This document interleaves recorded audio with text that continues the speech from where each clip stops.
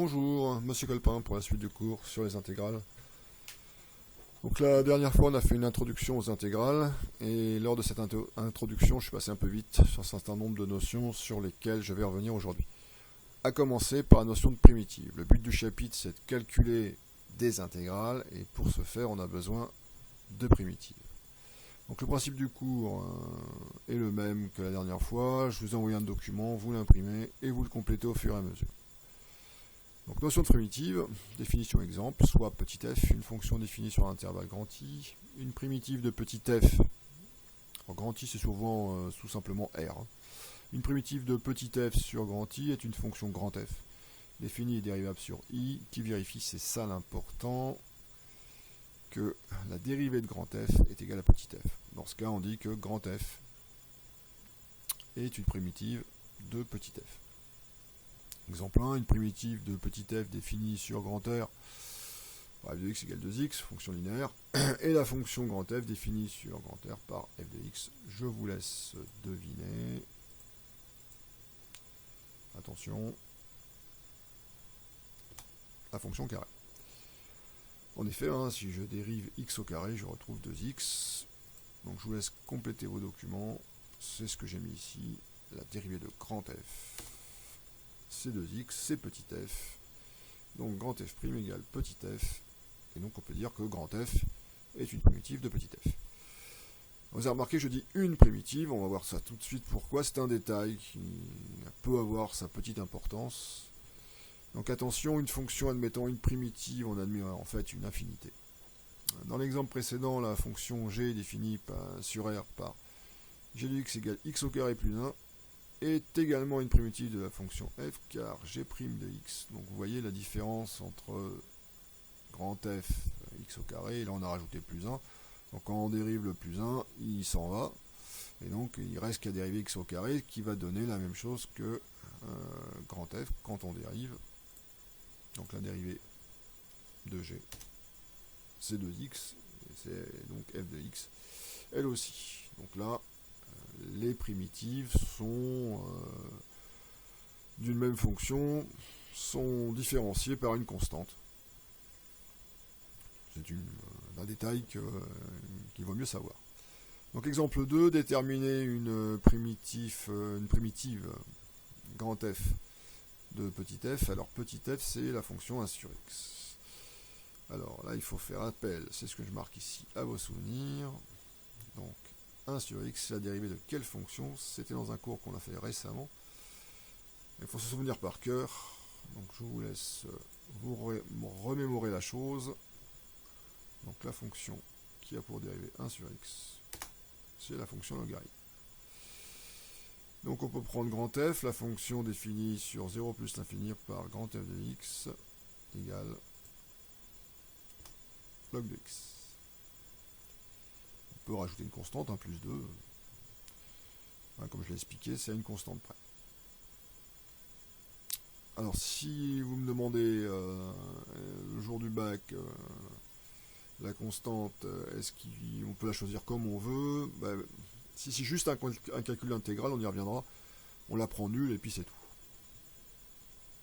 On passe à la suite.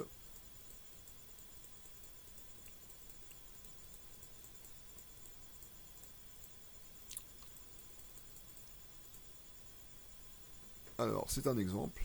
Donc, je vous demande d'essayer de le faire par vous-même. Donc, on prend grand f, une fonction définie par ceci. Et on vous demande de prouver, montrer que cette fonction-là est une primitive de celle-ci. Donc, dans les faits, on prend celle-ci, on la dérive et on espère retomber sur celle-là. Donc, vous mettez la vidéo sur pause. Vous essayez de le faire par vous-même et on se rejoint dans quelques instants pour la solution. Voilà, on y retourne. Donc je vais dévoiler la solution, on va la commenter. Donc première chose, je réécris grand F de manière légèrement différente. Donc ici le 2 était en dessous, donc je mets le 1,5 fois 1,5 devant, ce qui revient, donc cette quantité-là et cette quantité-là, c'est la même. on dérive. Donc si je dérive, le x1,5 reste x1,5, il n'y a pas de problème. Le 1, donc lui devient 0, bien évidemment. Et si je dérive cette quantité-là, alors il y a le moins qui est là, qui va rester ici. Et puis la dérivée donc d'une exponentielle, exponentielle u, c'est u' fois exponentielle de u. U, c'est moins x au carré. Et donc je dérive moins x au carré que je mets devant. Donc moins x au carré que je mets devant, ça, la dérivée de moins x au carré, ça fait moins 2x. Et exponentielle, moins x au carré. Ça va s'arranger un peu. Les parenthèses qui sont là, je vais les supprimer. Moins, moins, ça fait plus. Et le 0, bien sûr, n'est plus là. Et on se retrouve avec 1,5 de 2x exponentielle de moins x au carré. Je supprime les parenthèses qui ne servent plus à rien, puisqu'elles ne servent plus à rien, puisqu'ici il y a un fois, ici il y a un fois, ici il y a un fois, ici il y a un fois. Il y a des multiplications partout. Donc les parenthèses ne servent plus à rien. Je les enlève et le 1,5 se simplifie avec le 2 et je retrouve ceci, qui est égal à f de x. Donc voilà, ma preuve est faite. Cette fonction-là est une primitive de celle-ci. Je vous laisse noter. Vous pouvez mettre la vidéo sur pause, ça va trop vite. Avant d'attaquer l'exemple 4.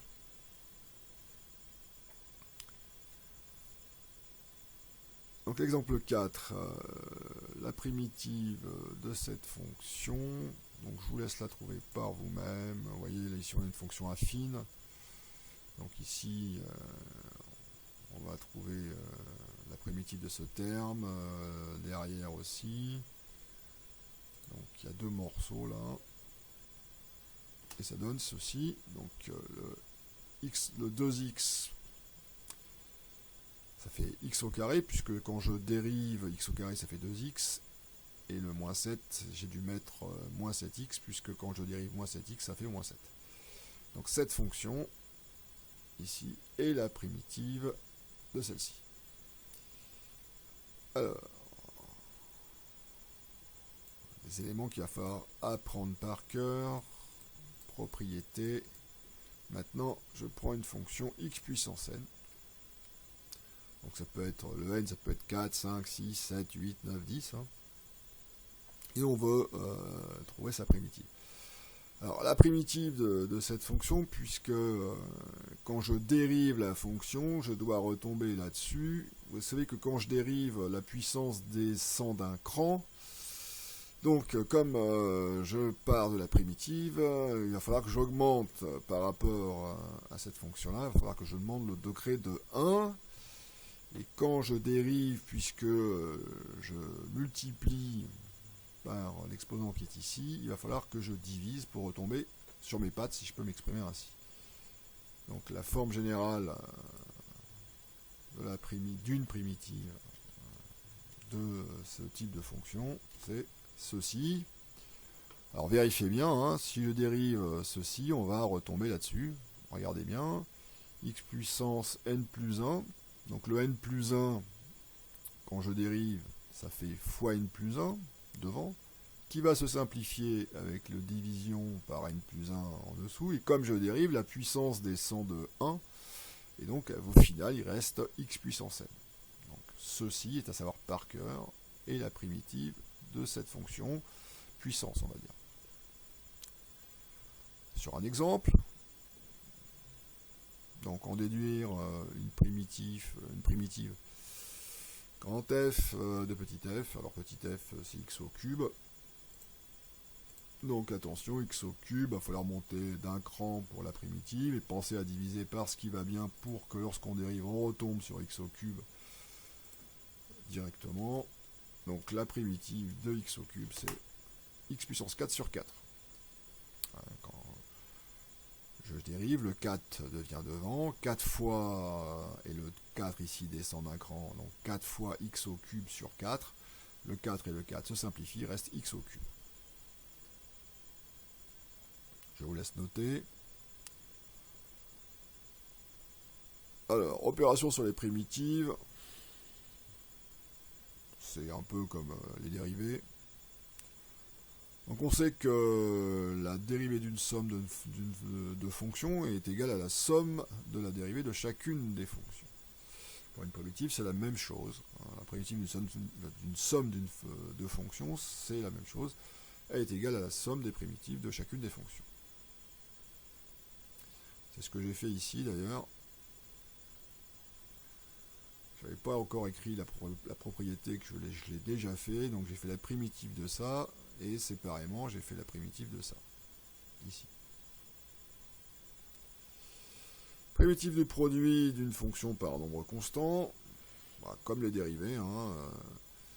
La dérivée de x au carré c'est 2x, la dérivée de 3x au carré c'est 3 fois 2x. Donc c'est ce qu'on dit ici pour la primitive.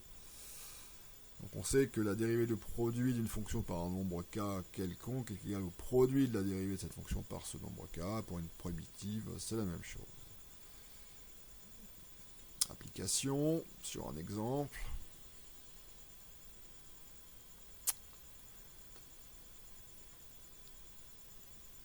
Donc je vous laisse réfléchir. D'après ce qu'on vient de dire, on déduire une primitive grand F de cette fonction petit f qui est définie sur R par petit f de x égale x au cube moins 3x plus 5. Alors il va falloir vous occuper du terme en x au cube, du terme en moins 3x et du terme en plus 5 et en déduire une primitive. Je vous laisse l'écrire, enfin au brouillon, hein. Vous y réfléchir. Vous pouvez mettre la vidéo sur pause. On y retourne pour la solution, je la dévoile. Alors, qu'est-ce qui s'est passé? Donc, x au cube, si je regarde que lui, que je fais la primitive de ce terme, ça fait x puissance 4 sur 4. Hein. C'est la loi que j'ai utilisé, la propriété qui était au-dessus. Ensuite, ici, x, la primitive de x, c'est x au carré sur 2, mais comme il y a un moins 3 fois devant, il faut le laisser. Et la primitive de 5, c'est 5x. Alors ça s'arrange un peu, ici c'est un peu plus joli de regrouper ici la multiplication et la division pour écrire ceci. Donc c'est une primitive, si je dérive ça, je tombe là-dessus. Donc voilà pour cet exemple. Alors, choix d'une primitive particulière, si jamais ça tombe au bac. Comme une primitive, il y en a des infinités, une infinité, pardon. On peut en choisir une avec une condition supplémentaire. Donc, les primitives d'une fonction diffèrent les unes des autres d'une constante additive C. Si on ajoute une condition sur une image de la primitive, celle-ci devient unique. Alors, exemple 6, donner la primitive d'une fonction, donc on va l'appeler la primitive, on va l'appeler grand f, d'une fonction f, petit f, définie par f de x égale x au carré plus 1, et qui s'annule en x égale 2. Donc je vous laisse trouver une primitive, peut-être pas exactement la bonne, en tout cas avec le procédé précédent. Voilà, je vais dévoiler la solution de cette partie-là. Donc, je propose grand f de x égale x au cube sur 3, hein, parce que ça, le x au cube sur 3, il vient du x au carré, plus x, le plus x, il vient du a, plus c. Donc, j'écris une constante, où c'est une constante qu'on va ajuster à nos besoins. Alors, notre besoin particulier, c'est qu'il faut que la fonction grand f s'annule en x égale 2.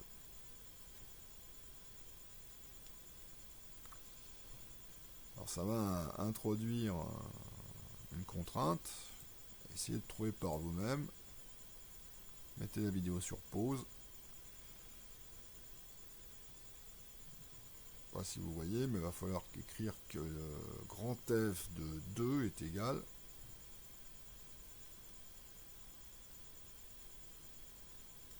Alors on y va. Donc grand f de 2 égale 0, hein, c'est la condition imposée ici. Qui s'écrit 2 au cube sur 3, parce que je remplace x par 2, plus 2 plus c est égal à 0. Alors 2 au cube, ça fait 8, hein. Donc 8 au cube, le 6, je le mets aussi 8 au cube, 8 sur 3 je veux dire. Donc 8 sur 3, plus le 2, je le mets, je l'écris sur 6 sur 3 aussi pour avoir le même dénominateur, ça fait 14. 14, donc C égale moins 14 sur 3. Et donc, finalement, je remplace cette constante par moins 14 tiers et j'obtiens la primitive cette fois-ci que je cherchais. Voici donc la primitive de cette fonction qui s'annule pour x égale 2. Nous touchons à la fin de cette partie de course dédiée aux primitives. Un grand tableau à connaître, à bien connaître. Donc c'est un tableau qui ressemble à celui qu'on a fait sur les dérivés en première, et inversé bien sûr. Donc ici on a primitive, ici les fonctions. Donc les fonctions qui sont dans cette colonne,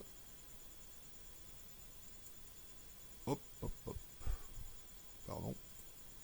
Les fonctions qui sont dans cette colonne-ci, pardon, sont les dérivés des fonctions qui sont ici.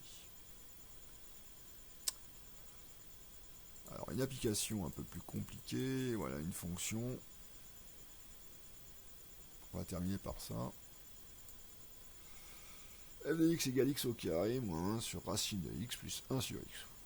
Voilà, ça a l'air un peu compliqué, mais en fait avec le tableau, ça va aller relativement tout seul. Donc regardez, essayez de proposer une primitive de cette fonction. Mettez la vidéo sur pause, essayez de trouver par vous-même. Gardez peut-être le tableau sous les yeux. Bon, pour x au carré, ça va pas être dur. X au carré. Donc c'est ici, hein. X au carré c'est ici. C'est un 2 qui est ici. Donc ici, ça fera 2 plus 1, ça fera 3 sur 3. Alors ne mettez pas la constante, on va prendre une constante nulle. Ça nous fera gagner de la place. Le moins 1 sur racine de x, alors on regarde dans le tableau, 1 sur racine de x c'est ici. Alors il faut penser qu'il y a un signe moins devant. Enfin on le mettra après d'ailleurs. Donc on va 1 sur racine de x. Donc la primitive c'est 2 sur racine de x. Alors pareil, la constante la mettez pas. Hein. On va la prendre nulle. Et 1 sur x, vous connaissez très bien sa primitive. Regardez, 1 sur x, la primitive, c'est log de x. Et donc, si je dévoile la solution, voilà ce que ça donne, avec une faute. Et oui. Ici, j'ai un moins. Voilà. Donc, je vous souhaite une bonne journée, et qu'on se revoie le plus vite possible, dans de meilleures conditions. Voilà. Je vous dis à bientôt. Au revoir.